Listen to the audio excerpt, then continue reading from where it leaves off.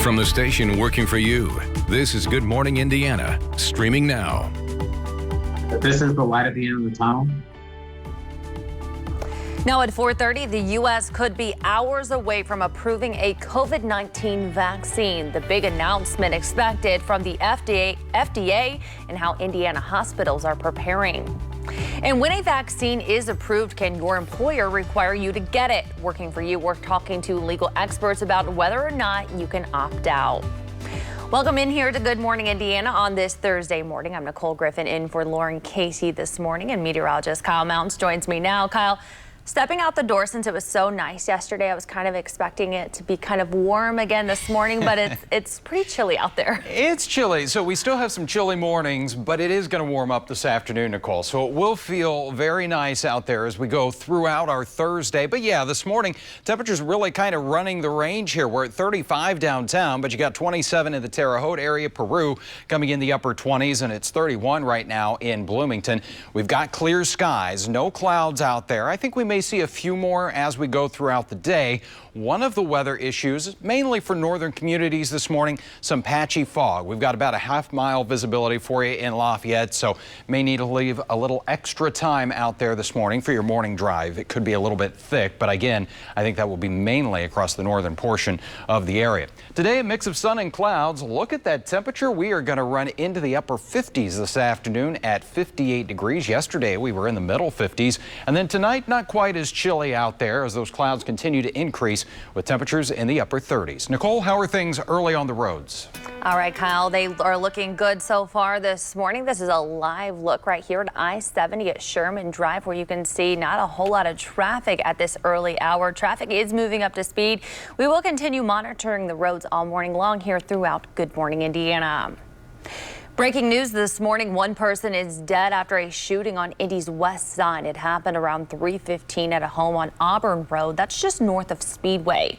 Police say one victim was pronounced dead at the scene. Not many details have been released yet at this time. Investigators are still working to figure out what led up to the shooting. A big step in the battle against COVID-19 could be made today. The FDA is set to meet for a public hearing and possibly approve emergency use for Pfizer's vaccine here in the U.S. ABC's Alex Perche explains how that decision will be made. This morning, the Pfizer vaccine with its last major hurdle in the U.S. The FDA Advisory Committee meeting is today. They'll discuss their vaccine findings and vote on emergency authorization. FDA and Pfizer research already show the vaccine is 95% effective. There's much more to learn here. We're operating under very difficult circumstances, but I think under the conditions, we should feel good about where we are right now. But there is an unexpected side effect likely to be one topic of discussion. Out of the thousands in the UK who received the shot, 2 people, both healthcare workers, had allergic reactions and recovered. Both had a history of severe allergies and carry EpiPens.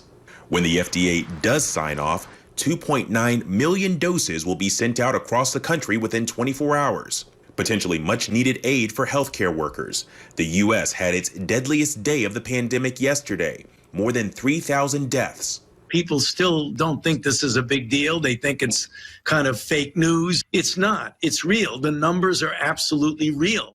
The LA County Health Director breaking down in tears over the county's growing death toll.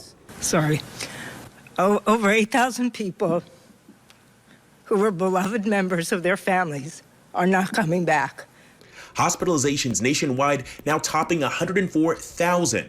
With dire staffing shortages now hitting, including in Kansas, where one hospital has 152 frontline workers out with COVID. And we chemically coded a patient when I walked on the unit. We intubated a patient emergently 10 minutes after that. And I still had 2 patients. Even with the vaccine, the latest report from the COVID task force is painting a grim picture. It says a vaccine will not reduce virus spread, hospitalizations, or fatalities until next spring. Alex Perche, ABC News, Washington. Alex, thank you. If it is approved, Indiana State Department of Health Chief Medical Officer Dr. Lindsay Weaver says 55,000 doses of Pfizer's COVID-19 vaccine could be shipped to 5 Indiana hospitals by next week. IU Health Methodist is one of 5 Indiana hospitals chosen to receive the first vaccine shipments. We talked to IU Health's Director of Pharmacy about how they are preparing to store and distribute the vaccine. We received 2 -80 freezers that we repurposed from our lab colleagues that were not in use at the time. So we kind of relocated those to Methodist. So we have 2 -80 freezers ready to receive the Pfizer vaccine. The goal is, as soon as we get it the next day, to kind of have a soft go live in terms of our vaccine clinic, and then ramp up from there as we get weekly allocations. State officials say the first doses will be given to healthcare workers and staff at long-term care facilities. So how does the vaccine actually work? Indiana's chief medical officer explained the science during this week's pandemic briefing. Many vaccines put a weakened or inactivated germ into our bodies, but these vaccines that we will be receiving first are mRNA vaccines, and they take a different approach. They teach our cells how to make a harmless protein called the spike protein that is found on the surface of the virus that causes COVID-19. This protein then triggers an immune response inside our bodies. That immune response produces antibodies to protect us from getting infected if the real virus enters our bodies. These vaccines cannot give someone COVID-19. They do not use live virus. They also don't interact or affect our DNA in any way. While this will be the first mRNA vaccine approved for use, researchers have been studying this and working on these vaccines for decades. And even if the Pfizer vaccine is approved, it will not be available to children in Indiana. It will only be given to people 16 years and older. Health officials say additional tests still need to be done and approved for kids because their immune systems are different from adults. For parents concerned about side effects, Dr. John Christensen at Riley Hospital says the most common will be pain where the shot is given, muscle aches, fatigue, and sometimes fever. But he says these are normal reactions to vaccines. They have nothing to do with getting COVID from the vaccine. What they are is your own immune response responding to this substance that you're injecting into the arm. Dr. Christensen says a widespread vaccination for children won't likely be available until the summer. And as we said earlier, healthcare staffers will be the first to get the vaccine if they choose to do so. But can workplaces require employees to get vaccinated? Working for you, we took that question to an attorney. Aaron Williamson tells WRTV the industry standard is for employers to educate workers about vaccines. But in the Hoosier State, companies can take it a step further. Indiana being an at-will state, private employer, they can mandate it, but they do so with a couple of restraints and potential exposure for lawsuits. Employees can sue and opt out of receiving the vaccine for several reasons, including medical concerns and religion. The CDC estimates that when companies have a mandatory vaccination policy, 85% of employees participate. Without one, participation tends to fall to 43%. As we learn more about COVID-19 vaccines, their effectiveness and their distribution, we will keep bringing you the very latest updates from local and national health officials. You can find all of this information at WRTV.com in our vaccine Q&A section, and reach out to us if you are looking for an answer. Indiana's case numbers continue to increase by the thousands. Here's a look at the very latest numbers. The State Department of Health reporting 5,853 new cases of the virus on Wednesday, bringing the total case number to more than 398,000. 98 more Hoosiers have died with the virus. Indiana's death toll now reaching 6,207. With those metrics, the State Department of Health is reporting more counties at the highest risk level. 36 are now in red, which is a jump from 16 last week. It means social gatherings are now limited to 25 people in those areas. The other 56 counties in orange are limited to no more than 50 people. We have more on the latest restrictions from Governor Eric Holcomb coming up in the next half hour. A ray of light amid the darkness of the pandemic. Last night, IU Health Methodist hosted a Tree of Hope lighting ceremony. The event honored patients who have suffered from COVID-19, as well as the doctors, nurses, and other staffers caring for those patients. Each ornament on the tree represents a person who battled COVID-19 on IU Health's inpatient units and survived.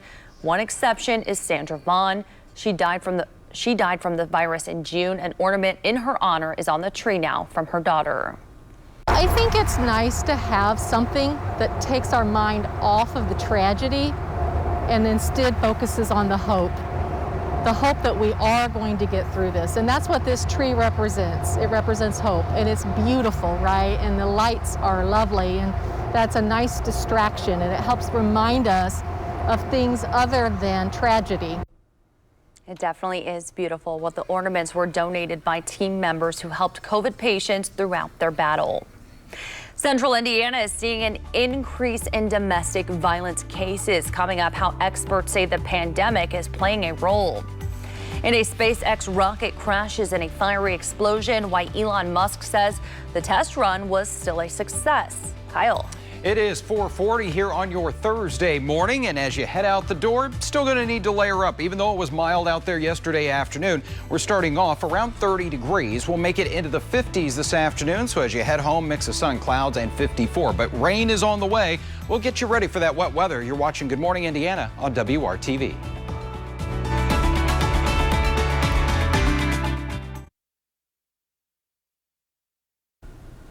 Welcome back. There is a greater need for education on the topic of domestic violence and shelter for victims in Central Indiana. That's according to a newly released report from the Domestic Violence Network.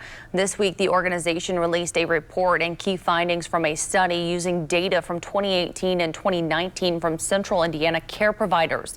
This report includes data from Marion County and 8 surrounding counties. In that time, there were more than 28,000 calls to agencies from domestic violence victims. The increased call volume led to more than 2,000 individuals being denied service. We talked with Kelly McBride about these concerning stats for our communities and learned more about how the pandemic is making an impact on cases in 2020. Still gathering data from 2020, but we do have some preliminary data that shows that there's been an increase of domestic violence calls to IMPD, and that increase is at 125% on average. Some zip codes are seeing a 200% increase in calls to IMPD, so that's very large. The Domestic Violence Network recommends these changes: increase funding for service providers, address the disproportionate rate of these incidents on communities of color, increase enforcement of laws as they relate to domestic violence, increase education on the topics in schools with a stronger focus on teen dating violence. And if you or someone you know is in a situation where you need help, you can call 211 or visit dvnconnect.org and click the button that says you need immediate help, and several phone lines will pop up on your screen. And as always, call 911 in an emergency. More Americans are getting the flu shot this year, but there's one demographic sticking out that's not. CDC data shows flu vaccination rates for Black children are down. In November 2019, 44% had been vaccinated. At the same time this year, that number was only 33%. The rate for white and Hispanic children did not change much. A doctor with the CDC says he's not sure why numbers are down for Black children, but it highlights the need for health officials to work with communities of color. The House of Representatives has averted a government shutdown for now. The House passed a bill Wednesday that buys them one more week. Funding was set to expire Friday, but the short-term bill will keep the government funded until December 18th. Lawmakers are still trying to negotiate next year's massive government spending bill. Both sides hope the additional time will allow them to reach an agreement on COVID relief. If no deal is reached by next Friday, we'll have to wait until Congress reconvenes after the holidays. The search continues this morning for a missing National Guard pilot after an F-16 fighter jet crashed. The pilot was said to be on a routine training mission when the jet went down Tuesday night. Right now, rescue teams are focusing their search in the Hiawatha National Forest in Michigan's Upper Peninsula. They are searching by air, ground, and water. The cause of the crash is still unknown at this time. A wild scene in Texas as a SpaceX flight test ended in a fiery crash landing. After 2 scrubbed attempts, SpaceX successfully launched the unmanned experimental rocket named Starship. The rocket flew 8 miles into the sky before turning and gliding back down towards Earth. However, right as it touched down, it blew up in a massive explosion. Take a look at that video there. While it may look catastrophic, SpaceX founder Elon Musk says the test was an overall success. SpaceX will continue to test these Starship prototypes, which will one day take humans to Mars. And Kyle, I know they were saying this morning on ABC News, it's a good thing nobody was on board. That's why they do these tests. Absolutely. So that's kind of the silver lining in seeing that did not go so well with that test. All right, temperatures this morning are running a little bit chilly. We've got a number of 35 downtown. You're at 30 in Lafayette and 31 degrees in the Muncie area. Good morning to you in Greenwood and Johnson County. Starting off the day in the upper 20s, and Fishers at 28 degrees this morning, 34 in Zionsville. As we check out those temperatures throughout your Thursday, it will be a pretty quick climb here. We're back to 40 degrees at 10 a.m. Lunchtime, close to 50, and we will get into the 50s later on this afternoon. Mid to upper 50s, even a couple of locations squeezing out about 60 degrees, like Vetersburg at 60 this afternoon. Kokomo at 56 and 57 in Muncie. This is air we don't see very often here in the month of December, so we will take it with these temperatures running about 15 to 20 degrees above average. 60 in Martinsville, 57 today in Connorsville, and you'll be right around 60 in Spencer, Bloomington, Seymour, and Bedford for your Thursday afternoon. Now today we are going to see a few more clouds that filter on through, but still fairly bright skies out there. Quite a bit of sunshine will be in the mix, so it's not going to be the overcast type skies that we had earlier on in the week, and that's going to allow us to warm up a little bit more. But as we go into our Friday, that's where the clouds do get a bit thicker here. We're still going to hold on to the mild temperatures though. 54 at noon tomorrow. We'll get back into the middle and upper 50s for that high. It's ahead of a weather system that brings our first chance of wet weather for the month of December, and you can see that here as we go ahead to your Friday evening at 9 p.m. Some rain starting to make its way through Monticello and Kokomo, so it will overspread northwestern communities first, and then as we go overnight and into early Saturday morning, fairly widespread rain that's going to be out there, a little more showery here as we go throughout our Saturday. But Saturday will be a gray and damp day, also a little bit windy for us as well. Those showers tapering off here as we go into the evening. As far as rain potential, you can see those models generally coming in about a half to maybe a little more than 3/4 of an inch of rain. Right now, I would say probably in that half to 3/4 or so is what we can expect. So temperatures are mild on Saturday at 55 for the high, but look at what happens once the rain moves out. The much colder air returns with a high temperature of 38 there on Sunday. That actually puts us pretty close to where we should be for this time of year. Checking out that 7-day planning forecast now, though. We got 3 mild days ahead of us with highs in the middle to upper 50s, and then we're back in the 30s for highs as we get into next week. Right now, it looks like things are fairly quiet outside of that chance for rain on Saturday. May see a couple of snowflakes here by the middle of next week. Nicole?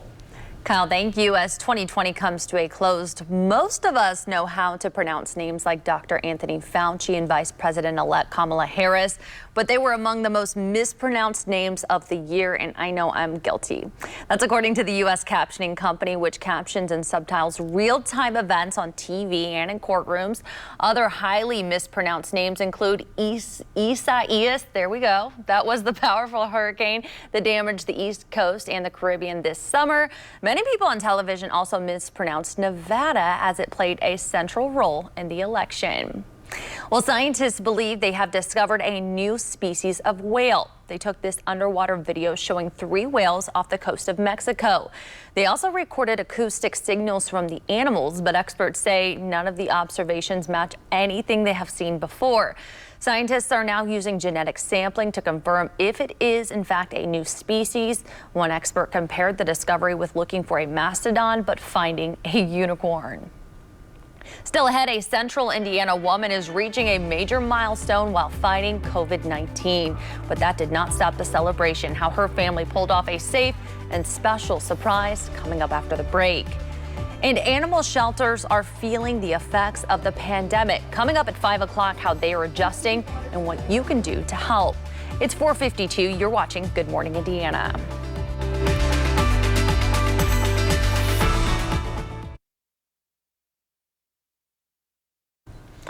Central Indiana families continue to find creative and special ways to safely celebrate major milestones.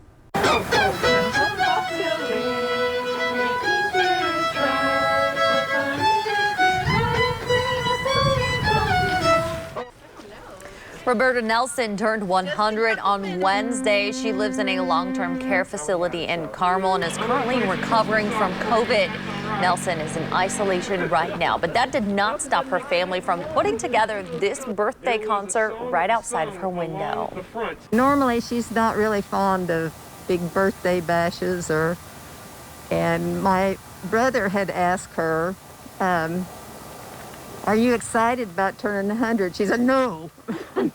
Very emphatically, no. But you got to celebrate anyway. Yeah. If not for her, for us.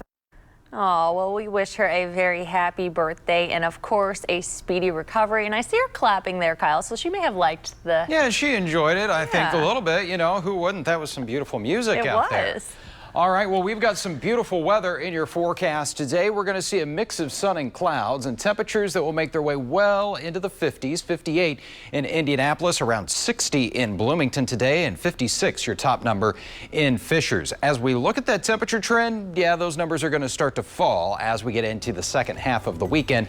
But looking ahead, another warm up. This takes us right into Christmas Eve with those temperatures above average, the average high at 37. We'll take a look at that weekend rain coming up. It is 4:57 on your Thursday. You're watching Good Morning Indiana.